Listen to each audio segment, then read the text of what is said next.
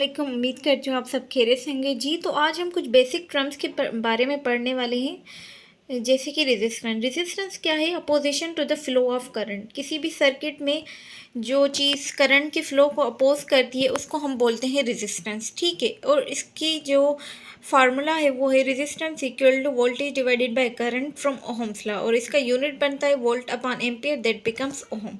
Now हमारे पास एक और क्वांटिटी है जो कि अपोज करती है फ्लो ऑफ करंट को, वो है रिएक्टेंस। रिएक्टेंस भी अपोज करती है फ्लो ऑफ करंट को, और इसको जो डिनोट किया जाता है वो एक्स सिंबल से किया जाता है। नाउ रेजिस्टेंस भी opposition to the flow of current है, रिएक्टेंस भी opposition to the flow of current है। तो बेसिकली रिएक्टेंस का कॉन्सेप्ट तब आता है जब हमारी सर्किट में कैपेसिटर या इंडक्टर लगे हो, और वो किस तरह से करंट को अपोज करते हैं उनके लिए हम लोग जो टर्म यूज़ करते हैं रिएक्टेंस यूज़ करते हैं। अगर इंडक्टर जो करंट को अपोज कर रहा है तो हम बोलेंगे इंडक्टिव रिएक्टेंस, और कैपेसिटर जो अपोज कर रहा है फ्लो ऑफ करंट को उसको बोलेंगे capacitive reactance.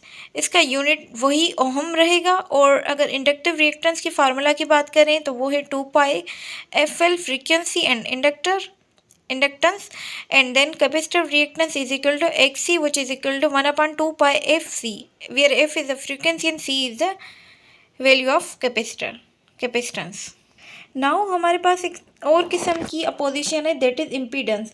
Impedance basically total opposition offer to the flow of current. Now पहले हमारे पास थी रेजिस्टेंस, जो उन सर्किट के लिए थी जिसमें खाली सिर्फ हमारे पास रेजिस्टर मौजूद हो, वो जो अपोजिशन देता है करंट को उसको हम रेजिस्टेंस से शो करते हैं, ठीक है। सेकेंड हमारे पास थी ये रिएक्टेंस जब यूज़ कर रहे हैं जब हमारी सर्किट में कैपेसिटर और इंडक्टर है। अब हमारे पास कोई ऐसी सर्किट है जहाँ पे हमारे पास कैपेसिटर, इंडक्टर और रेजिस्टर तीनों चीज़ें साथ में होंगी, तो उनकी जो अपोजिशन होगी वो होगी इम्पीडेंस। वो total opposition offer to the flow of current in a circuit where we have resistor, inductor and capacitor. तो उस चीज़ को हम मालूम करते हैं इम्पीडेंस से। इम्पीडेंस को डिनोट किया जाता है जेड से, उसका फार्मूला है R² + X², और ठीक है। और एक्स के जहाँ पे एक्स की जगह पे XC और XL आ सकता है, डिपेंड करता है कि सर्किट में कैपेसिटर रिएक्टेंस है या इंडक्टिव रिएक्टेंस है। और दोनों भी आ सकती है XC - XL करके या XL - XC करके, डिपेंड ऑन द वैल्यू कि जिसकी वैल्यू बड़ी होगी उससे छोटी वाली माइनस होगी, और देन टोटल का स्क्वायर किया जाएगा।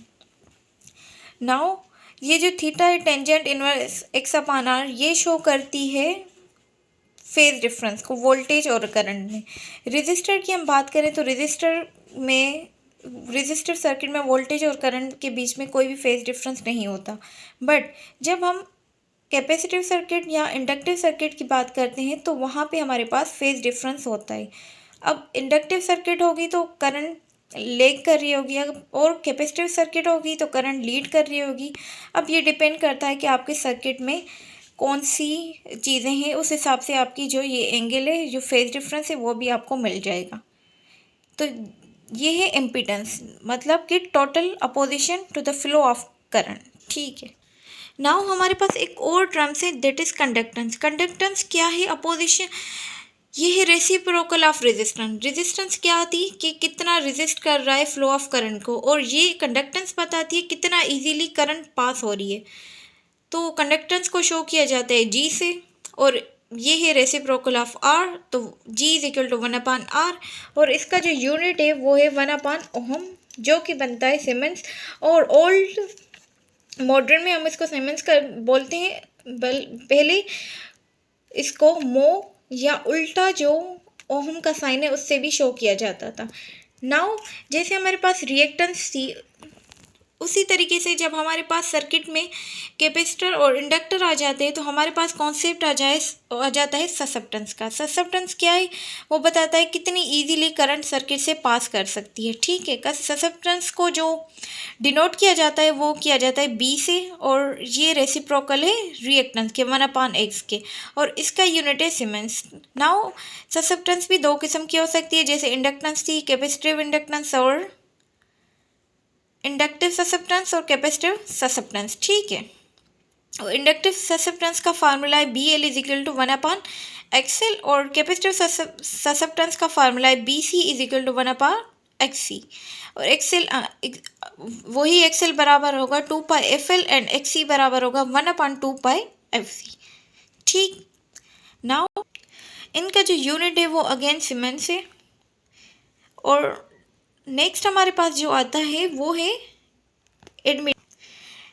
एडमिटेंस। एडमिटेंस बेसिकली वही है opposite to the reciprocal of impedance. Impedance opposition बताती थी और एडमिटेंस बताती है कि how easily current can flow from that circuit. और ये जब यूज़ होता है जब हमारे पास सर्किट में रेजिस्टेंस, इंडक्टर और कैपेसिटर तीनों चीज़ें लगी हुई, या फिर रेजिस्टर, इंडक्टर, कोई भी चीज़ इस तरह की लगी हुई हो, तो हमें जो टोटल जो हम मालूम करेंगे कितनी करंट जा सकती है वो मालूम करेंगे एडमिटेंस से। एडमिटेंस को डिनोट किया जाता है Y से, और वो है reciprocal of impedance. So Y is equal to 1/Z। Again इसकी जो यूनिट है वो सीमेंस बना, और इसका जो एक दूसरा फार्मूला है Y is equal to G+B। G show करता है कंडक्टेंस को और B शो करता है ससेप्टेंस को। कंडक्टर्स और ससेप्टेंस को मिला के हमें जो मिलती है वो होती है एडमिटेंस, और ये बताती है कितनी current from a circuit can flow.